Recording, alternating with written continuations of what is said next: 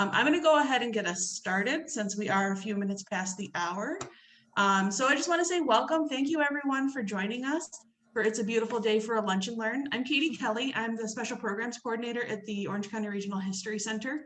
If you've never visited us before, we are located in downtown Orlando. We're right next to the Orange County Public Library downtown. Our museum is located in the historic 1927 courthouse, and it houses 4 floors of exhibits covering Central Florida's history from 12,000 years ago to today.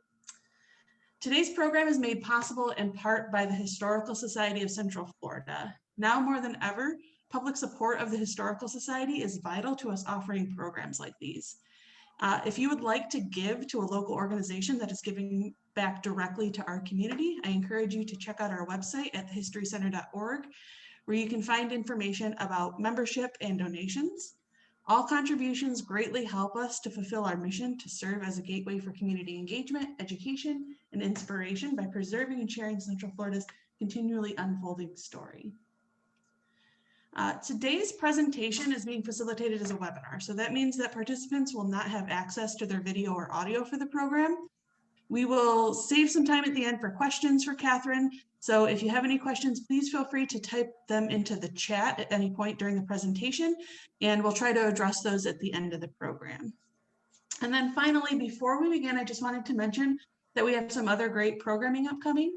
We offer lunch and learn programs like this one nearly every month, usually the first Friday of the month. 2021 marks the bicentennial of Florida becoming a U.S. territory. So in January, we'll be launching our Spring Breckner series with the theme Becoming Florida. That will all be kicked off with a free event day at the museum on January 23rd. So you can come down to the museum on January 23rd, check us out totally for free. That's actually Orange County Heritage Day, and we do it annually. We will be getting all of our lunch and learn topics, the information about the 2020 Becoming Florida series, all of that will be going up on our website events page in the next couple of weeks. So I encourage you to check back for all of that info. And then finally, I want to mention we currently have a temporary exhibit right now called Yesterday This Was Home, the Ocoee Massacre of 1920, which will actually be running through February 24th. We're offering a variety of programming associated with that exhibit, including a free family day, celebrating Black culture event about poetry and storytelling. That's going to be on February 11th, and then that free family day is on February 6th. This exhibit, Catherine actually is our curator of exhibitions, and so she was instrumental in all of the work for that, and so it's actually been really well received. So if you haven't seen it yet, I would absolutely encourage you to come down to the History Center and check it out. Like I said, January 23rd is a free day, and so is February 6th, so you might as well come on down. All right, so I think we're ready to begin. I'm going to turn it over to Catherine Duffy. As I said, she's our curator of exhibitions here at the History Center. She's going to be facilitating today's program. All right, thank you, Katie. I will correct you in that Yesterday This Was Home is open through February 14th. Isn't that what I said? Oh, that's what I had in my notes. I must have misspoke. I did have the 14th in my notes. No worries. I just didn't want anyone to show up and be disappointed. Good call. Thank you all so much for joining us today. We're going to talk about Mr. Rogers and his journey to becoming Mr. Rogers. I'm going to share my screen with you, and I'm going to go away because we're going to jump on a trolley ride and take a little journey. So bear with me while I do that real quick. Katie, can you see my presentation? Yep, we see it just fine, thanks. Okay, perfect. All right, so let's get started. So Fred Rogers, he touched the lives of millions of people. Generations of children grew up watching Mr. Rogers' Neighborhood, myself included. And what we want to do today in our Lunch and Learn is explore how a smart and sensitive man with a penchant for puppetry became the iconic Mr. Rogers that we all know and love today. And in order to do that, we are going to start at the beginning. So we're going to explore how his time and living in Central Florida helped shape who he is. And he was born in Latrobe, Pennsylvania, which is about 40 miles east of Pittsburgh, in 1928, March 20th, 1928. He was born to an affluent family there in Latrobe. His parents were Nancy and James Rogers. And he really never wanted for anything growing up. He had a chauffeur who drove him to and from school every day. He lived in a large home in Latrobe, and it even had its own puppet theater that he used quite often. His mother, Nancy, was a very generous woman, and she instilled a sense of charity and duty in Fred growing up. Also, she loved knitting, and she knit all of Fred's cardigans that he wore on the Mr. Rogers Neighborhood program. And she really felt it was important to raise Fred in the Presbyterian Church, which was, being a member of the Presbyterian Church was very important to Fred his entire life. In fact, he became an ordained minister later in life. So the Rogers family was very important in the Latrobe community growing up. I don't know if you can see that little box. I'm sorry if you can't. Okay, so here's young Fred Rogers. He was actually often ill as a boy. He had childhood asthma, he had scarlet fever and other illnesses growing up, which meant he was home a lot. And that was at times very isolating for Fred. But that isolation fostered in him inventiveness and creativity. It allowed him to use his imagination. He was also very interested in music. He loved playing the piano. He could play by ear. And he used the piano, music, and puppetry to help express some of the things he was feeling and some of his emotions growing up. He was supported by his family, particularly his maternal grandfather. And growing up, Fred was teased as a boy. And so he really had very close ties to his family. And his family had very close ties to the community, and this sense of neighborhood and community was instilled in Fred as a boy. When he turned 11, or at age 11, his parents adopted his sister, Nancy Elaine Rogers, who went by Elaine for short. And the Rogers family loved music. They traveled to New York City to see Broadway shows. Fred's father, James, had instruments throughout the house that he and Fred and Lainey would play together. And so in addition to really nurturing this love of music and performing arts, Fred's childhood instilled in him lifelong values of kindness and empathy, independence, creativity, a strong work ethic, and an unwavering faith in the Presbyterian Church. So Fred was a shy boy most of his life, but when he got to high school, and I know this is a little bit of a pixelated image, but Fred is on the very bottom row, first and from the left. He really seemed to blossom socially in high school. He became president of the student council. He participated in school plays. And actually, Latrobe High School, Fred Rogers was not the only famous alumni of Latrobe. World famous golfer Arnold Palmer graduated the year behind Fred. So Fred, after high school, decided to move on to Dartmouth College to study the Romance languages. He thought perhaps a career in diplomacy might be for him, and thought a good foundation in the Romance languages would be helpful in that pursuit. However, Fred's experience at Dartmouth was not ideal. He found the college to be much more of a party school, quite frankly, and it did not suit him, or he didn't suit it. But while he was there, he was introduced to a new professor, Arnold Kvam, who had just transferred to Dartmouth from Rollins College to establish the music program at Dartmouth. And Fred and Professor Kvam got to know each other, and he felt that Fred really had talent musically with the piano, and encouraged him to go down and check out Rollins College. He thought that perhaps it would provide a great foundational education in music. So that spring break, it was his second year at Dartmouth, Fred traveled from very cold New Hampshire to Rollins College in Winter Park, Florida. And Rollins, Florida, the faculty, the students welcomed Fred with open arms. The music department, many members of the music department, maybe not all of them, picked him up from the airport, showed him around campus, and it was a done deal. So in 1948, Fred began his third year of college at Rollins College in Winter Park, where he majored in music composition and minored in French.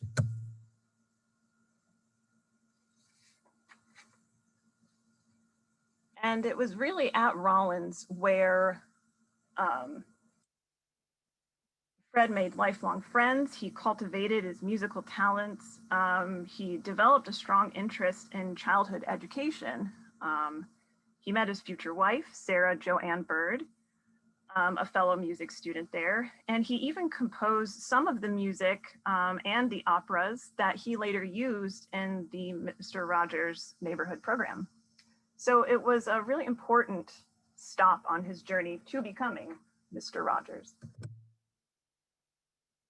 Rollins College was established in 1885. It's actually the oldest recognized college in the state of Florida, and it was a far cry for Fred from Dartmouth. It was very warm, and the warmth welcomed him, not just in terms of the weather, but the faculty, the students, the programs. Socially, Fred really seemed to be nurtured, and his talents were nurtured. And so it was a really important time in his life. Here is the Rollins College Walk of Fame, which was started by Dr. Hamilton Holt in 1927. And Fred's stone was added later in 1991. This is Fred and Joanne, his future wife, at a costume ball, the Lambda Chi fraternity costume ball. And they dated throughout their time at Rollins. Joanne went on to get her master's in piano at the University of Florida, but they did end up marrying after college. And Fred at Rollins was very active socially. He was the social chairman, the chorus director, the chairman of the Race Relations Committee, the president of the French Club, a member of the Student Music Guild, the Bach Choir, the Welcoming Committee, intramural swimming. He was a member of Pi Kappa Lambda, which is an American honor society for undergraduate, graduate, and professors of music. He was a recipient of the French Canadian Scholarship Award. And I mentioned he had a strong tie to the Presbyterian faith, and that something he carried with him through his life, including his time at Rollins College. So he was a member of the chapel staff. You see him sitting in the second row, second in from the right, with a light colored sweater and dark collars popping out there. He was also a member of the after chapel club and the chapel choir. Here, Fred is pictured with the Alpha Phi Lambda fraternity. He was the president of the fraternity, and he is in the very front row, kneeling right in the center, looking very, very dapper. And while at college, Fred, as I mentioned, made some lifelong friends. Here he's pictured with John Reardon, who graduated in 1952, a year after Fred. He was a renowned baritone singer. He was on Mr. Rogers' neighborhood program occasionally, but he also went on to become an opera singer for the Met. In this picture, just as an aside, is Lady Aberlin, the actress Betty Aberlin, and Lady Elaine Fairchild, the puppet, who is dressed up as a hummingbird. And this was one of Fred's many operas that he wrote for the show. This one's called Windstorm in Bubbleland, and aired in 1967. So Fred graduated in 1951 with a Bachelor of Music with distinction, music composition with distinction. I mentioned he was a member of the Interfaith Race Relations Committee, and he and the group did do work in the Central Florida community, particularly in Eatonville. They raised funds for the Depew Nursing Home for African Americans.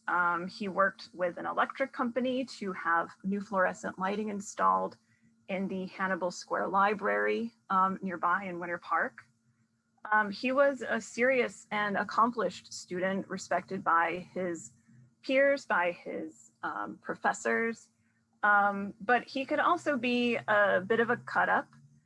He certainly liked to have fun, and one of his classmates, Janine Morrison, shared in an interview that this was a plaque on campus that Rogers often liked to stop at and look at. However, as he walked by, he would cover up SER so that it would read, "Life is for Vice." Nonetheless, it is said that Fred truly believed in this phrase, that life is for service, and tried to live it that way. In fact, he carried this phrase around in his wallet for the rest of his life.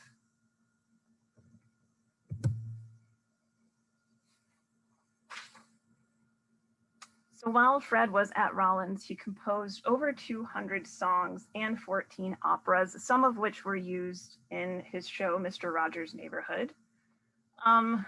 Another spring break trip that Fred took, important spring break trip rather, that Fred took, was he was visiting his family in Latrobe his last year of college.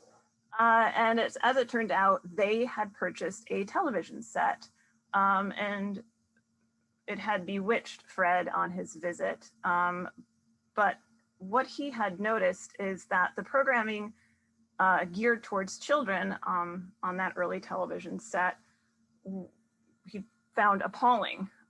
It seemed to be very slapstick and not so educational, and he didn't think the humor or the activities or the costumes were appropriate for children. And it was then that he felt like the new medium of television was something that could be used as an educational tool for children, especially in early childhood development. Fred was planning on going to seminary school after Rollins. He wanted to become a Presbyterian minister. But on that visit, during that spring break, he decided to begin a career in the new medium of commercial television instead.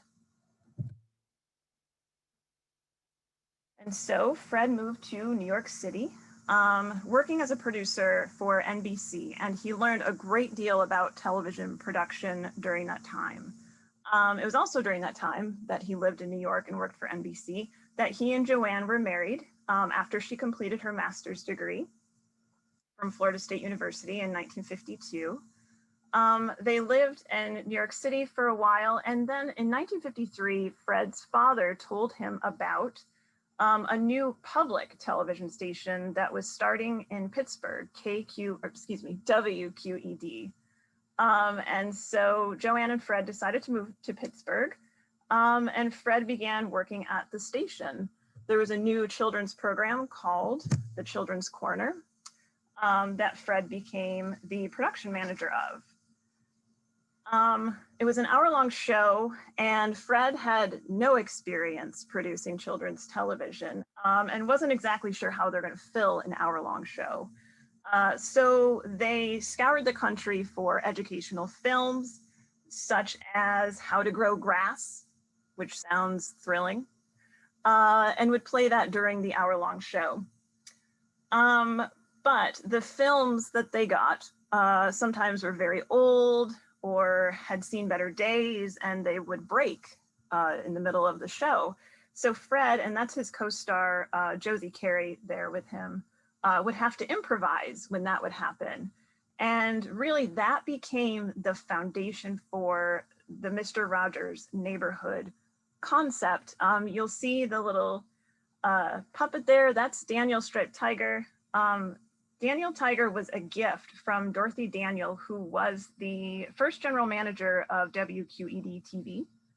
And so before the first day of filming of The Children's Corner, she gave that puppet to Fred as a gift. And it was actually supposed to be a bird puppet on the show, but Fred swapped out the bird for Daniel. And thus Daniel Tiger became a star. So more puppets were eventually added. King Friday the 13th, his wife Sarah, I believe X the Owl made its debut on The Children's Corner as well. And Fred eventually became the writer, producer, performer, and program manager for the show. And what was also very important in Fred's career during this time in Pittsburgh is that he began working with Dr. Margaret McFarland. She was the director of the Arsenal Family Children's Center in Pittsburgh. And she was a seminal psychologist in early childhood development, psychology, and education. So Fred would spend some of his time at the Arsenal Family Center working directly with Dr. McFarland, and they remained colleagues and close friends throughout the rest of Dr. McFarland's life. So Fred was balancing the Children's Corner. He started pursuing his bachelor's degree at the Pittsburgh Theological Seminary. He was working towards becoming an ordained minister, as he had always planned, and he was ordained in 1963. And he felt strongly that he could use television as a medium to reach the congregation. The church, however, did not subscribe to that thinking as well. And the Children's Corner ran from 1955 to 1961. The Canadian Broadcasting Company came calling, and Fred pitched the idea of doing an opera for them, one that he had began writing while he was at Rollins College, called Josephine the Short-Necked Giraffe, which actually became an episode on Mr. Rogers' Neighborhood in 1989. They didn't buy so much the concept of the opera, but they did give Fred his own show, which was called Mr. Rogers. So Fred and Joanne moved to Toronto, Canada. They had two sons, James, who goes by Jim, who's born in 1959, and John, who was born in 1961. Now, the Mr. Rogers program in Canada truly was the Mr. Rogers Neighborhood that we know today. It ran from 1963 until 1966, and when the Rogers family's Canadian visas were running out, they felt that they wanted to return to Pittsburgh to be close to family, to raise their sons. And so they did. There's Fred and his wife Joanne pictured there. So they returned to Pittsburgh. They remained there the rest of their lives. And he returned to television and to WQED to begin his show, Mr. Rogers' Neighborhood. And I'm skimming over a lot of trials and tribulations that he faced in that process due to timing of this presentation. But he worked very hard to get to that point to launch his own show. And so the first episode of Mr. Rogers' Neighborhood aired on February 19th, 1968. And Fred used the show to help children make sense of the world around them. He was still working with Dr. McFarland and her colleagues, and Fred used Mr. Rogers' Neighborhood to explore episodes and series about divorce and competition, illness and grief, dignity, patience. Fred really liked having long stretches of silence in his show, but also differences between people. The show validated validated feelings of vulnerability, of courage, of curiosity, and individuality. These are all concepts that he drew from his work with Dr. McFarland in Pittsburgh. He used music and he used puppets to explore and express emotions, both on the show and in his work at the Arsenal Children's and Family Center. This little neighborhood model is somewhat modeled after his home in Latrobe, Pennsylvania. Latrobe did have a trolley, and it was this very quaint community, a strong sense of connection, community, and that was the inspiration for this model that we would see at the beginning and sometimes when Fred would leave of Mr. Rogers. So I'm going to talk about the puppets for a second. So Mr. Rogers' Neighborhood was home to over a dozen puppets, most of whom appeared regularly. In interviews with Fred's family and friends, many of them said that each puppet was a different representation or facet of Fred's persona. And although I'd really love to delve into every single puppet on the show, we don't really have that much time. So I'm just going to share a few of my favorites with you. I'm going to click over to the MrRogers.org website, which I highly encourage you to check out. It's a very nice website. It has his biographical information, lots of behind the scenes tidbits, great photos of Mr. Rogers' neighborhood and his colleagues. So my absolute favorite puppet is Daniel Striped Tiger. He was first introduced on the Children's Corner, as I mentioned. Daniel is very sensitive and shy and thoughtful. He lived in a broken clock, but he made sure that he wore a watch so he could always tell the time. Lady Elaine Fairchild.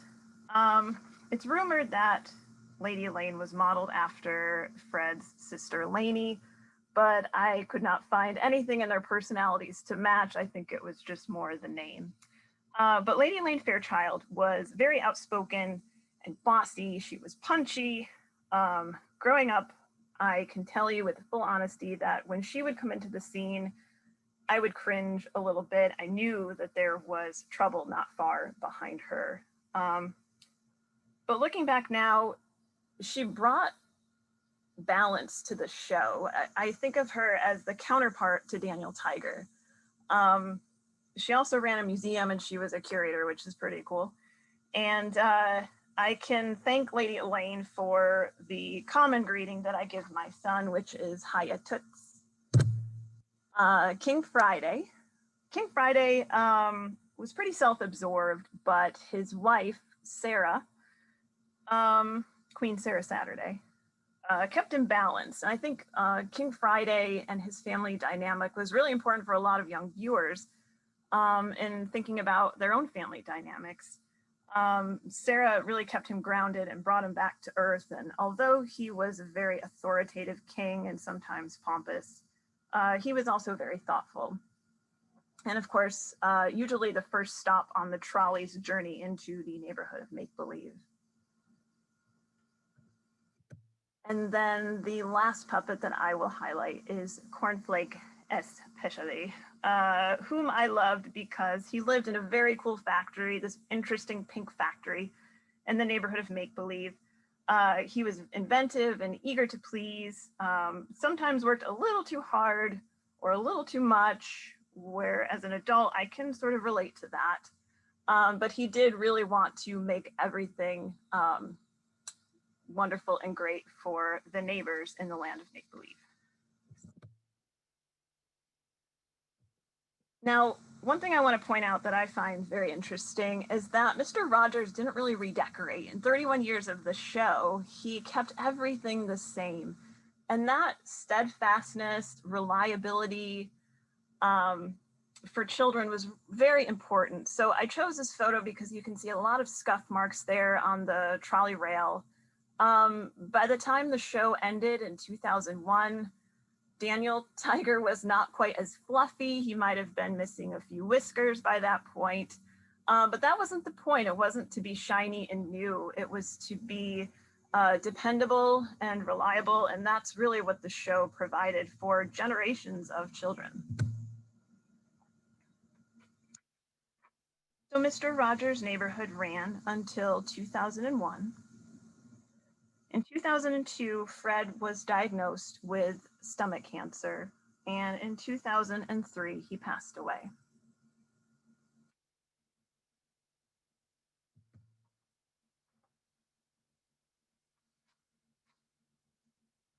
Now, Fred, during the 31-year run of Mr. Rogers' Neighborhood, eschewed consumerism and the commercialization of the puppets and the characters and many of the aspects of the show. However, he has become an indelible icon. He has been immortalized in many ways, including on a US postage stamp in 2018. He's been parodied on sketch comedy shows. There is so much Mr. Rogers merch out there right now. You can get Mr. Rogers' face on a pair of socks. I just came across a King Friday the 13th set of oven mitts the other day. And I threw this in here for the COVID conscious consumer. There is a Mr. Rogers face mask that you can buy. And although, you know, he himself did not want to profit or advertise to children, he didn't think of them as consumers and felt that they should never be treated as such. I think all of these products are a testament to how loved Mr. Rogers really is by the American people and beyond.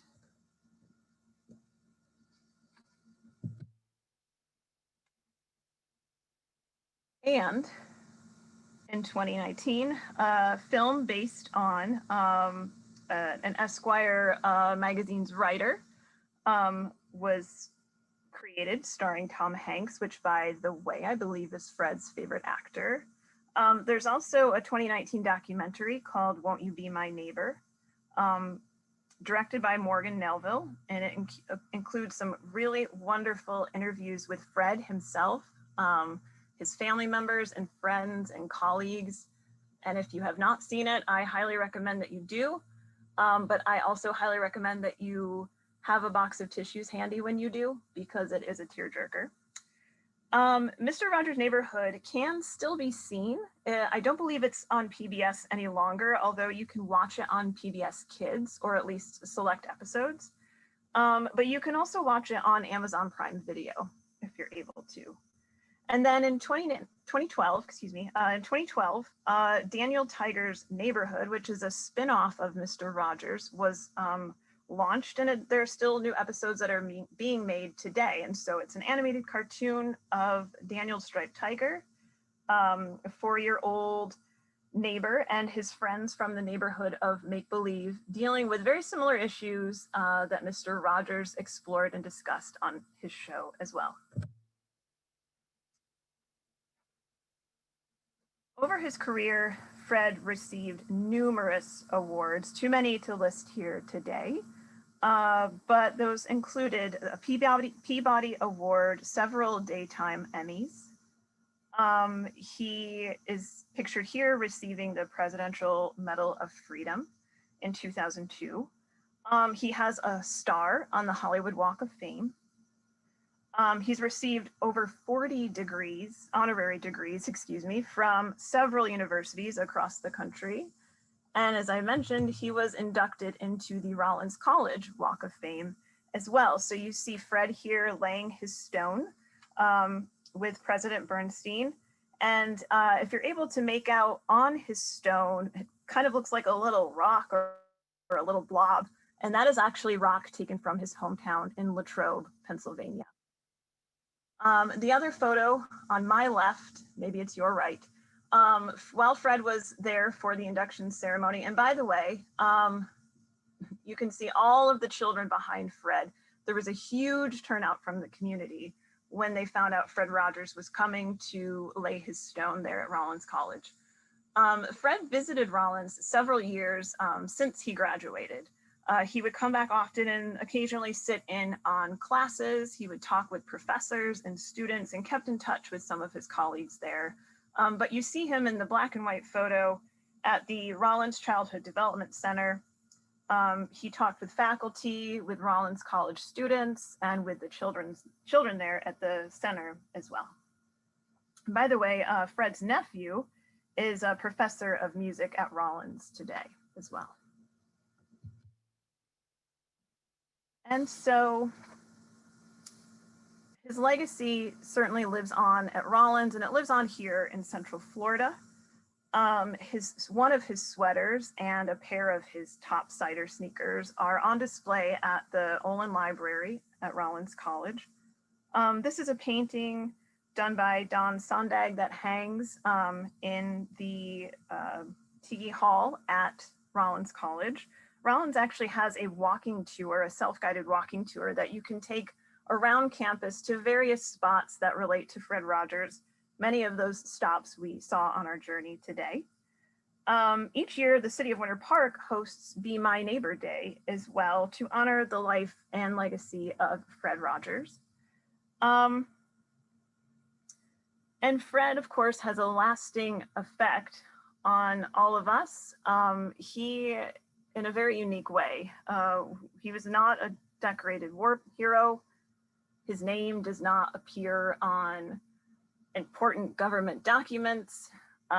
His face is not carved into the side of a mountain.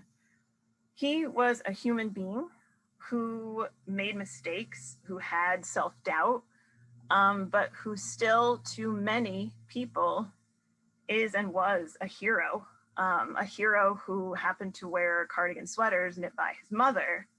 But he was a hero, and he showed up every day for those who needed him, some of the most impressionable people, children. And every day he spread goodness and acceptance and love to all. So, concluding our journey, I have a little video to share with you, but before I do, I was wondering if there are any questions that I can answer. Katie, maybe you can help me field some of those questions. Yeah, so we haven't gotten any in the chat yet, so I just want to remind everybody, please put questions for Catherine in the chat. Anything you want to ask or maybe expand on from the presentation.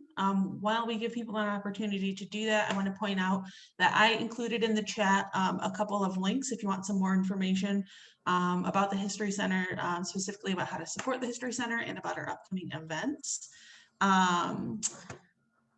All right, so it looks like Rick asked, can you tell us more about the Walk of Fame at Rollins?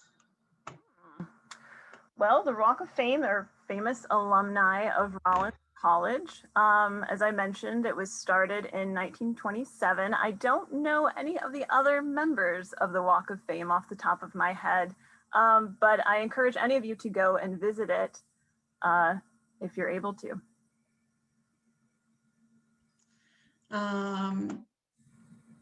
Ty says he doesn't see the links. Okay, let me try and post them again. I can see them, but maybe oh, you know what? I only sent it to, hang on. Let me do this again. That was my mistake here. I will copy them again. I only sent them to the panelists instead of everybody. There you go. All right. Someone asked, is Fred's wife still living? Yes. Joanna's still alive, I believe in Latrobe, and she's really an ambassador for the goodness that Fred had started, for the Fred Rogers Foundation. Yes, she's still spreading the good word and the good work of Fred. And I mentioned the documentary.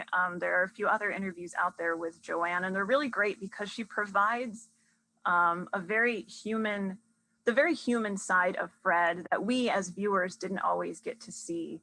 But I can say in my research for this presentation, it came up a lot in interviews. Was he really this good? Was he really this nice? And even Joanne will say, yes, this was Fred. He had a temper and he could be difficult, but what you saw was what you got.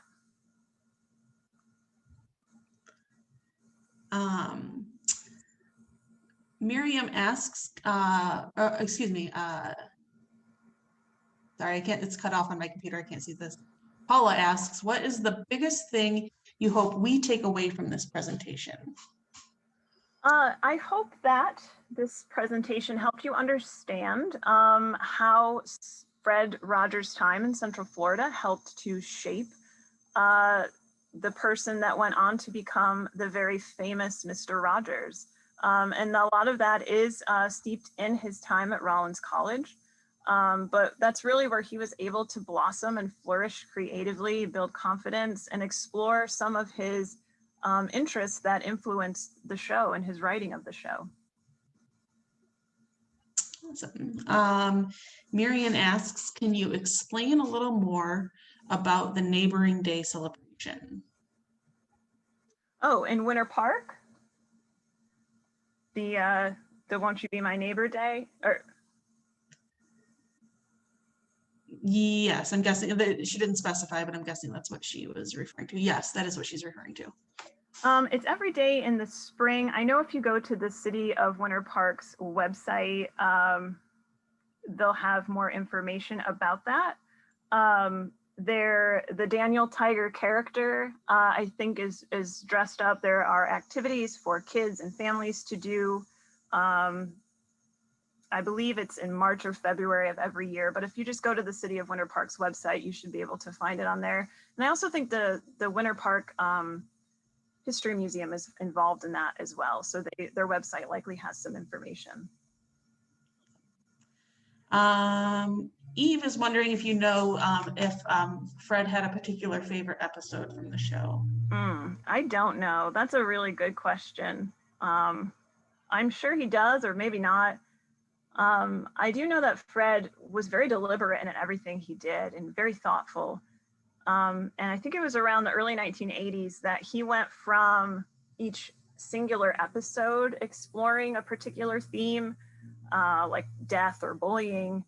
In the 80s, he switched it to every week. So every episode that week all discussed the same thing, and viewers and children could see this longer story arc forming. But no, I wish I knew what his favorite episode was. I just want to call out, we actually have somebody in the chat who knew Fred Rogers from his time at Rollins. Oh, wow. She said, not his time at Rollins, his time in the area. She said she worked at Rollins in the 90s, and Fred became a frequent visitor of the Rose Garden, where they became friends over conversations. I'll never forget, he was the real deal. His intention for our world was always pure and honest. That's awesome. That's very sweet. Yes, Jackie. It was Jackie. Do you mind, Katie, grabbing their contact information? Maybe we could talk a little bit more another time. From Jackie? Yeah, absolutely. Yeah, I can definitely do that. Jackie, if you wouldn't mind talking to us about your experience getting to know Fred. Oh, yep. She's already on it. She put her email in, so I'll make sure I share that. And then someone asked, since you found that image of that face mask, do you know where you found that, or where they might be able to get one of those? Oh gosh, I just Googled it. I would just Google Fred Rogers face mask. All right. Have Mr. Rogers ever discussed topics such as race on his show? Sure, he sure did. There's a very famous episode that was reprised later, but I believe it was in 1969. There was a character, an actor on Mr. Rogers' Neighborhood named Francois Clemens. He was the police officer in the neighborhood. And there was a particular episode in the 1960s, and this was during the civil rights movement. There was a lot going on. I mean, it was just following the Civil Rights Act signing, rather. But nonetheless, there was a lot of racial attention across America. And so Officer Clemens was working the beat. It was a hot day in the neighborhood. He walks by Fred's house, and Fred is soaking his feet in a pool. And he invites Officer Clemens to take off his shoes and cool down and dip his feet in the pool. And then Fred, and they have a little chat, and Fred offers to dry off Officer Clemens' feet, which was, Fred was very religious, and that has some religious connotations to it. But nonetheless, he showed that you can share a space, white people and Black people. You can touch each other. You can be friends. And at the time, that was somewhat revolutionary. And as I mentioned, I think it was the 1980s. I think it was Francois Clemens' last episode on the show that they reprised the scene. So he walks by, Fred's soaking his feet in a kiddie pool, and they played the scene again. And they sing songs together, and it was really a touching moment. That's really powerful. I can imagine, especially in the 60s, kids who maybe, because, we all know that well after segregation was supposed to have ended, it didn't really end. And so maybe, white children or Black children who didn't have experience with each other seeing something like that. I think that's very powerful. Stephen asked a question for both of us. He'd like us to share what personal connection we have to Mr. Rogers' show or his works. So I can answer for myself. I was a very shy, sensitive child. And I think I found a lot of comfort in Mr. Rogers because one of the things his show always highlighted was that it's okay to feel whatever emotions you're feeling, that if you want to cry, it's okay to cry. If you don't want to talk to someone, it's okay not to talk to them. And especially growing up in the 80s, it was kind of we weren't as sensitive to kids, to different personality types for kids. And so I remember adults always kind of pushing me to the front, like talk, smile, and so I always felt like when Mr. Rogers did a really great job. I didn't think about it so much then, but looking back now that I'm older, I think he did a great job showing that it was okay to be sensitive. It was okay to be shy.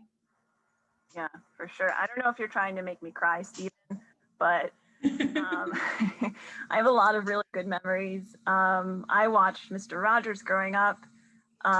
Just the other day, I asked my mom if she watched it, and she did. The next generation of kids in our family are watching it and have watched it. I would watch it. It came on before lunchtime when I was growing up, and my grandpa would always come home for lunch, and I would spend summers at my grandparents' while my parents were working. Mr. Rogers comes in singing every episode, and my grandpa would come home for lunch and come in singing every episode. And sometimes he'd catch the tail end of the show and we would watch it together. And for all the good things that Mr. Rogers provided in terms of my development and feeling good and understood, that's the most impactful memory I have of the show, is sharing that with a person that I loved very much. And then I'll take one last question because we want to play our video and make sure everybody gets out of here on time before their lunch hour ends. Well, Juliana asked, where can we watch it today? Catherine had mentioned that there are some limited episodes available if you go to the PBS Kids website, and then also on Amazon Prime. You can watch the episodes. And if you go to, I think it's mrrogers.org, they have lots of clips. They do have some full episodes on there as well. So, and I think even YouTube probably hawked a few. So you can definitely get your Mr. Rogers fix without having to purchase the episodes from Amazon. And then just one last thing, Christina shared in the chat that one of her favorite moments was when Jeff Erlanger was on the show as a child, and he talked about his electric wheelchair. And they sang "It's You I Like," and then Jeff presented him with a Lifetime Achievement Award later in life. Oh, geez. I'm feeling sweet. Emotional now too. I know. That's what Mr. Rogers does. Thank you everyone for all of your questions and comments. It's fantastic. We do have a short video that we wanted to play for everyone, just for the wonderful nostalgic factor. So we're going to go ahead and do that. Yes. Yes, thank you all so much for joining us. It was such a joy to be able to prepare for this presentation and work on this presentation. I'm so delighted to share it with all of you today. I could continue talking about this for 3 more hours, but I know you all have things you probably want to do with your lives. And so I will conclude our program with if I can, with a video. That's very reminiscent of Mr. Rogers' Neighborhood. So hopefully this will work. Bear with me here.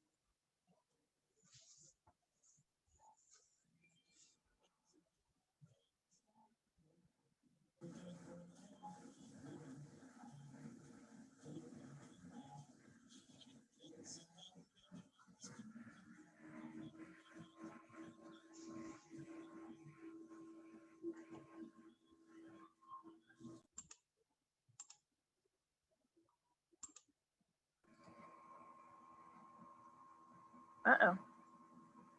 What happened, Fred? Here, let me try this.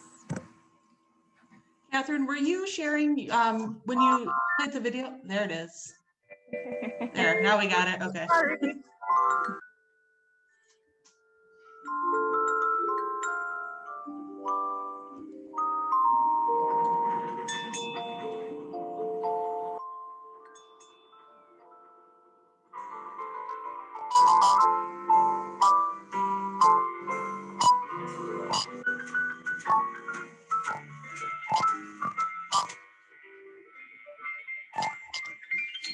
It's a beautiful day in this neighborhood, a beautiful day for a neighborhood. Would you be mine? Would you be mine? It's a neighborly day in this beautyhood, a neighborly day for a beauty. Would you be mine? Would you be mine? I have always wanted to have a neighbor just like you. I've always wanted to live in a neighborhood with you. So let's make the most of this beautiful day. Since we're together, it might as well say, would you be mine?